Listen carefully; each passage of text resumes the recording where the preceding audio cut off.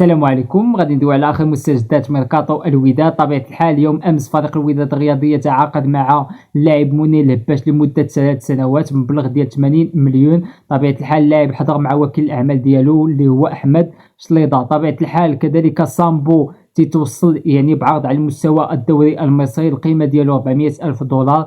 طبيعه الحال ممكن على انه يعوضوا اللاعب الايفواري اللي تنشط في الدوري البلجيكي اللي العمر ديالو 21 سنه اللي هو فرناندو غوروير. فطبيعه الحال عادل رمزي فهو طلب من السي سعيد النصير على انه يستخدم مهاجم وكذلك صانع العاب وكذلك يقنعوا يعني عطية الله من اجل التجديد مع فريق الوداد الرياضي. فما زال في مفاوضات يعني ماراثونيه مع عطية الله باش يجدد العقد ديالو مع الوداد الرياضي، بحكم عنده عروض مغريه لا على المستوى الخليجي ولا كذلك على المستوى الدوريات الاوروبيه.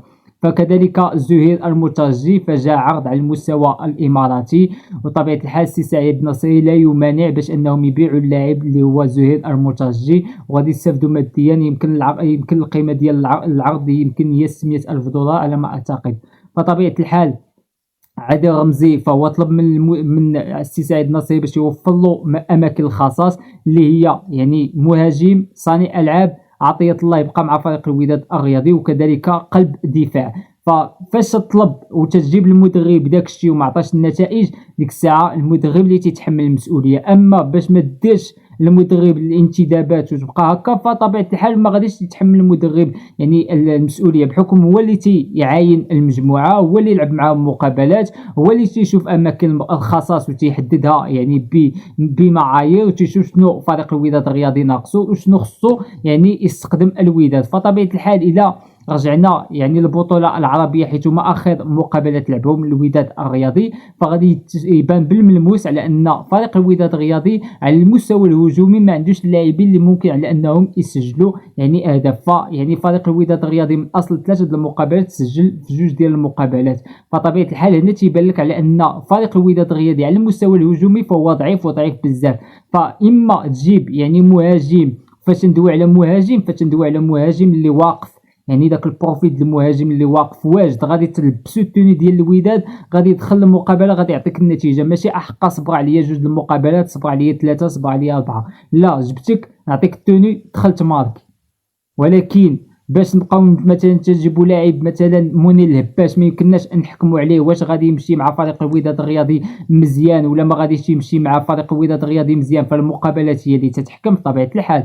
فممكن على ان ينجح مع الوداد كيف ما ممكن ما ينجحش مع فريق الوداد الرياضي. ولكن فاش نمشيو تنجيبوا مهاجمين يعني بالفلوس مزيانين، مثلا نجيب واحد المهاجم مثلا ب 600 مليون، فانا غادي نرجع هذوك الفلوس، حيت انا عندي السوبر ليغ الا مشيت للنصف النهائي ومشيت للفينال، فعلى الاقل الفائز يدي يعني 7 او 6 المليار. فانا غادي نديك الساعه غادي نرجع فلوس المهاجم اللي جبته ب 600 مليون. كذلك في حاله ما يعني انني جبت يعني شي لاعب كذلك صانع العاب، فغادي يستافد منه الفرقه وغادي نستافد منه انا. واش دابا عاوتاني باش نكونوا واقعيين، والسنه المقبله فريق الوداد الرياضي غادي يدخل عصبه الابطال الافريقيه وغادي يدخلها بنفس التشكيل اللي عيناه السنه الماضيه، او ممكن فريق الوداد الرياضي وصلت للمقابله النهائيه ويخسر وتقول احقا قدر الله ما شاء فعل ما درناش. لا، ديك الساعه دير هنا فين تيبان بان الوداد واش غادا تمشي مزيان ولا ما تمشيش مزيان. فاش دير تعاقدات في المستوى وقيمه فريق الوداد الرياضي تيبان لك الموسم كيفاش غادي يمشي،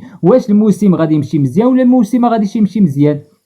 فطبيعه الحال الجماهير اولا الجماهير الوداديه حاليا خصها تلتف حول الفريق والدعم يعني الطاقم التقني وكذلك اللاعبين، وبالاضافه على ان الجماهير الوداديه ما غاديش تسمح هذه السنه هذه باش يكون شي اخفاق اخر.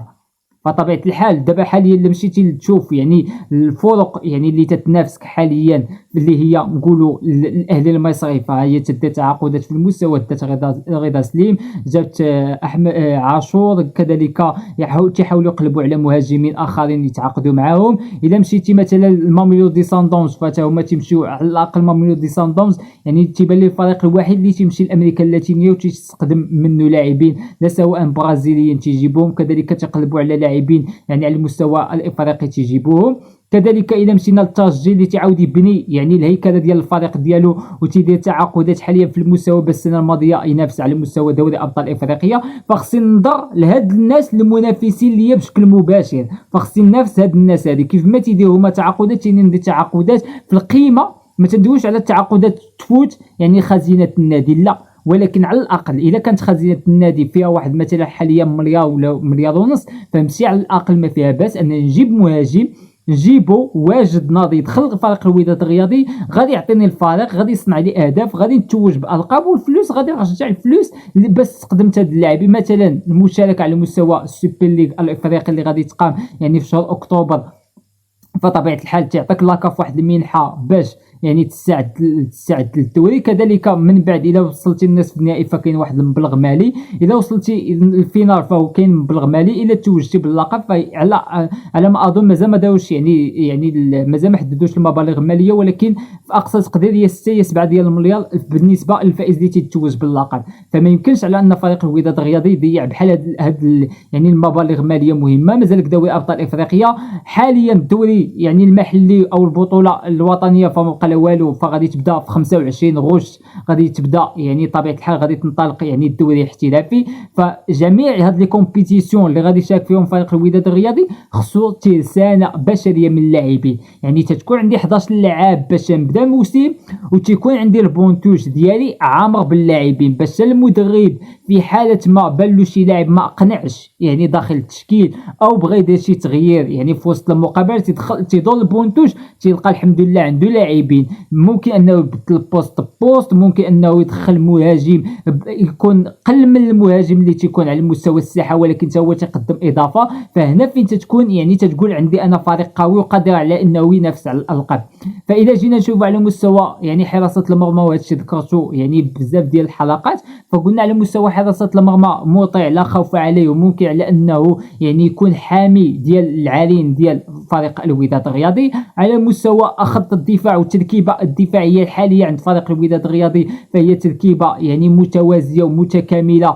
كاينين هناك اخطاء، باش ما نقولوش ما كاينش اخطاء، ولكن هناك اخطاء، هذوك الاخطاء غادي تصححهم فاش يكون تجانس، وعاوتاني اللاعبين يعني يتعرفوا مع بعضياتهم، غادي يكون تجانس على المستوى يعني خط الدفاع وكذلك على مستوى التدريب، فتما يعني اللاعبين غادي ما يبقاوش يديروا دوك الهفوات الدفاعيه اللي تيداروا. الا مشينا على المستوى خط وسط الميدان فعندك ركيزه الفريق اللي هي العميد اللي هو جبران، تتمشي تلقى يعني زكريا الدراوي اللي استقدمتيه من شباب بلوزداد الجزائري، كذلك تلقى اللاعب محروس اللي صراحه قدم مقابلات طيبه مع فريق الوداد الرياضي على مستوى يعني البطوله العربيه، وقدم مستويات رائعه واقنع بزاف ديال المقابلات، وهنا تيبين لك على ان اللاعب يعني عنده ما يقول في رجلو. فطبيعه الحال محروس خاض مقابلات مع يعني اولمبيك اسفي، وكذلك يعني فاش دخل مع الوداد فهو اقنع. كذلك عندك كذلك اللاعب يعني بزاف ديال اللاعبين على مستوى خط وسط الميدان، من بينهم كذلك حيمود اللي تيلعب واحد الدور كبير على مستوى خط وسط الميدان، اللي تربط ما بين ما هو دفاعي وما بين ما هو هجومي، وتيطلق ديك الكره يعني الهجمه المرتده السريعه، وتعرف كيفاش يخرج كره من الضغط. فطبيعه الحال اذا مشينا للاجنحه فغادي نلقاو بوسفيان، كذلك غادي نلقاو اللاعب بوهرا. فيعني على مستوى الاجنحه يعني حاليا يعني بالنسبه لعادي رمزي فهو ما ذكرش على مستوى الاجنحه، واذا كنذكر هجوم وكذلك صانع العاب وكذلك تجديد لعطيه الله وكذلك مركز ديال قلب الدفاع. فبالنسبه للرئيس الكره حاليا عند الرئيس اللي هو سعيد النصيري باش يلبي حاجيات المدرب ويجيب له اللاعبين اللي حاليا تيطلبوهم من المدرب واللي ممكن على انه تيبان له هما مراكز الخصاص. وطبيعه الحال اي واحد واي متفرج ومتتبع الدوري الاحترافي يعني المتتبع الشأن الكروي المحلي او مثلا جماهير الوداد فغادي يبان لهم على ان المستوى الهجومي عند فريق الوداد الرياضي لا يقنع، ومازال خصهم يعني مهاجم اللي يكون قناص واللي ممكن على انه يستغل انصف الفرص. فما قال لي الا نشكركم ونقول لكم يستودعكم الله، والسلام عليكم ورحمه الله تعالى وبركاته.